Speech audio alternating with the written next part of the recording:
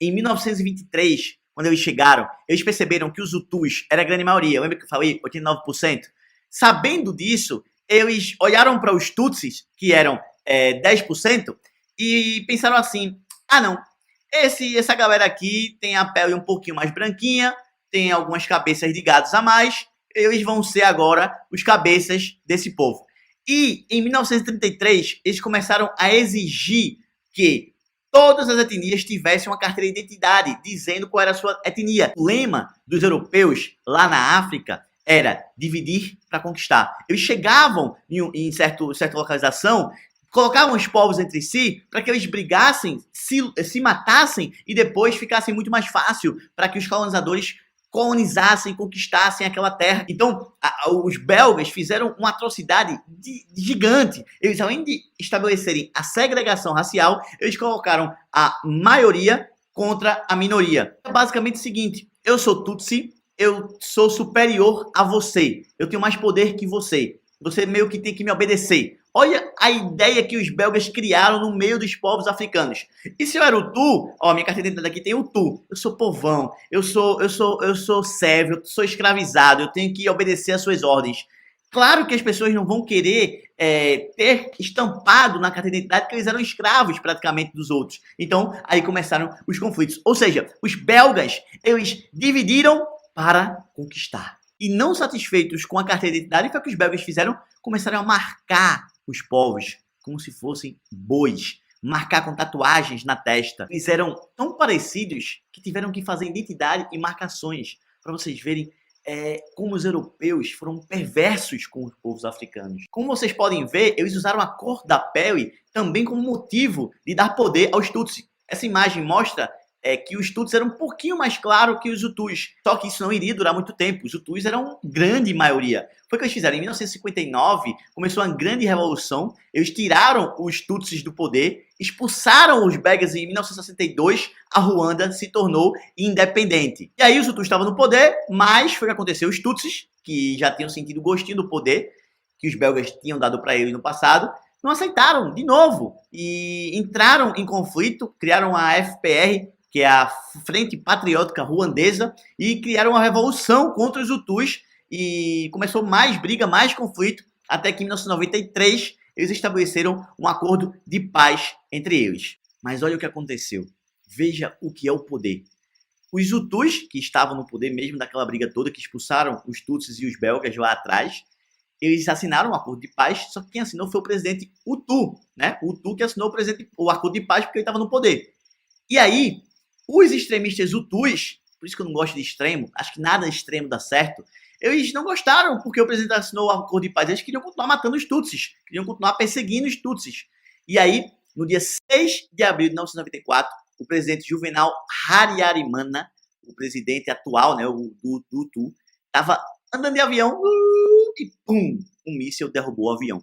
Ninguém sabe até hoje se foi os Hutus, a própria galera dele, conservadora, puta da vida porque ele assinou o acordo de paz, ou os Tutsis, que estavam só levando fumo o tempo inteiro. E ninguém sabe, mas esse foi o motivo do maior massacre já visto naquela região. E aí esse foi o motivo para os extremistas Hutus contaminarem todos os Hutus e começaram a matar todos os Tutsis que estavam naquela região. Aí você me pergunta: Anderson, mas como é que foi possível um massacre tão organizado? Como é que mataram quase 1 milhão de pessoas em apenas 100 dias? Vocês lembram que os belgas, quando estavam fazendo a colonização lá, colocaram na carteira de identidade, em 1933, quem era Tutsi e quem era Hutu? Olha a merda que os belgas deixaram para eles. Então, tinha o endereço de todo mundo que era Tutsi, endereço, sabia quem era, e aí começou uma perseguição em massa durante 100 dias.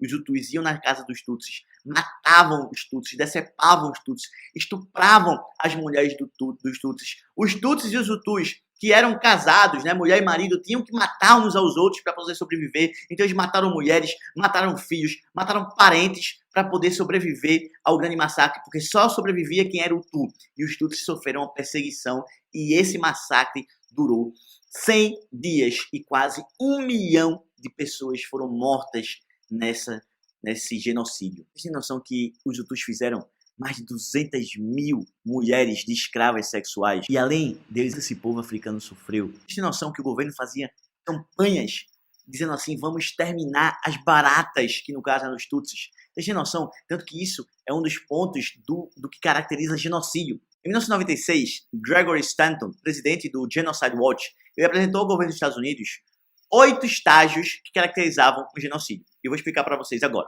Primeiro estágio, classificação. As pessoas começam a se classificar entre nós e eles. Nós e eles. Segundo ponto, simbolização. Os símbolos de ódio começam a aparecer e começam a dividir os grupos, começam a separar as pessoas. Terceiro ponto, a desumanização. Um grupo começa a desumanizar o outro grupo, comparando com baratas, com vermes, com ratos e até mesmo doenças. Quarto ponto, organização. O genocídio ele é organizado. As forças militares são treinadas, são preparadas para matar. Quinto ponto, a polarização. Grupos de ódio começam a fazer propaganda polarizadora, que dividam os grupos. Sexto ponto, a preparação. Vítimas, elas são identificadas e são separadas de acordo com as suas etnias ou grupos religiosos. Sétimo ponto, a execução. Começa o extermínio. Os autores dos assassinatos, do extermínio, começam a cometer esses crimes perversos, alegando que o outro grupo não é humano e precisam ser exterminados. Oitavo ponto, a negação. Os autores dos crimes perversos, do extermínio, eles começam a negar que fizeram tal ato. E esses 8 pontos caracterizam o genocídio. Bom, tá aí os 8 estágios do genocídio, né, classificado pelo presidente do Genocide Watch, Gregory Stanton. A seguir eu vou mostrar para vocês algumas imagens fortes das sequelas que o genocídio deixou no país. Aí você me pergunta, mas Anderson, e a ONU? Poxa, 1994 foi recente, cadê a ONU? Não fez nada. Anderson, e o governo belga, o governo francês, que estão sempre se metendo nas coisas da África, os Estados Unidos estão sempre se metendo em tudo, foi o que fizeram? Nada, absolutamente nada. O mundo estava parado assistindo a uma Copa do Mundo, enquanto quase 1 milhão de pessoas estavam sendo exterminadas como baratas. A França, inclusive, foi acusada de ter patrocinado o genocídio. Paris nega. Alguns bancos também foram acusados de terem patrocinado o genocídio. O FMI, o Fundo Monetário Internacional, que todo mundo conhece, o BIRD, o Banco Mundial, e o BNP, o Banco Francês. Mas todos também negam as acusações. Anderson, e como é que isso tudo terminou, já que os Hutus eram a maioria?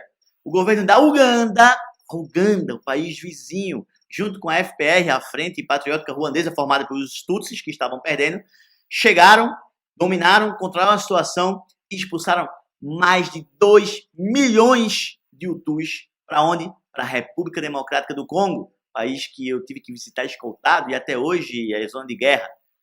Por que será, né? Aí já é outra história. Tá, Anderson, e como é formada a Ruanda hoje? Galera, 60% da população da Ruanda é menor de 30 anos, por motivos óbvios, né? Pessoas morreram na guerra. Parte boa, por isso que, na minha opinião, o país é um dos países mais organizados da África, porque tem mulheres no poder. A Ruanda, ela tem o parlamento mais feminino do mundo.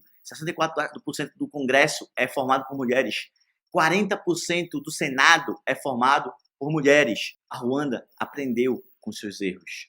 Eles criaram uma lei que não pode mais distinguir se é Tutsi ou Tu. Todo mundo é igual. Não pode mais nem tocar nesse assunto. Outra coisa é que a Ruanda é um dos lugares mais seguros da África. Eles estão crescendo economicamente de uma forma surpreendente. O país ele tem um dos menores índices de corrupção do mundo.